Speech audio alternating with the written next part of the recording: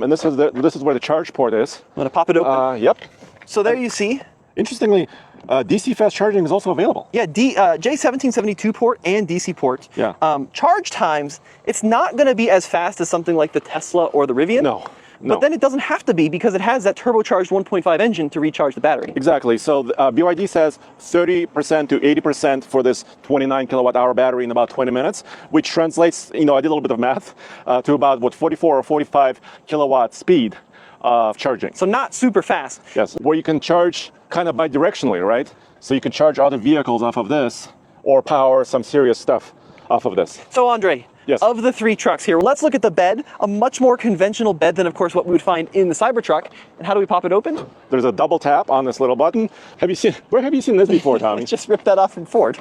This looks like a Ford tailgate step. That's so funny. But there's no handle. I've been looking, on a Ford system, there's also a handle that pops out, right? Mm-hmm. This one doesn't have that, doesn't appear to have that. Interesting. Yeah. Check it out. So there's outlets here in the bed, very similar to what you could find in the Cybertruck or some others. Looks like 315 amps, yep. Yep. So 3 kilowatt max. Oh, yeah, 3 kilowatts. So this spec hasn't been published. I wasn't able to find it anywhere, but it says right there, 3 kilowatt. I think it's a really nice design overall. Both are interesting trucks in their own ways. They both have very different looks. The Rivian, a little bit more swoopy, the BYD very chunky, and the Tesla Cybertruck, a little bit of a door wedge, but certainly unique in its own right. But BYD Shark has the most range because you have that internal combustion engine, right?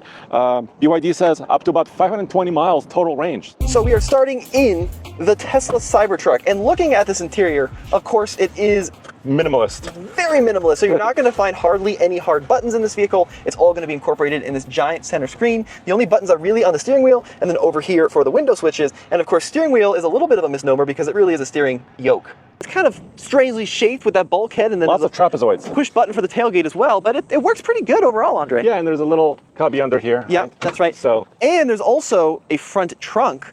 So if we come over to the front of the Tesla, and if I can find the pad first try on camera, it's always a little befuddling to me, Andre.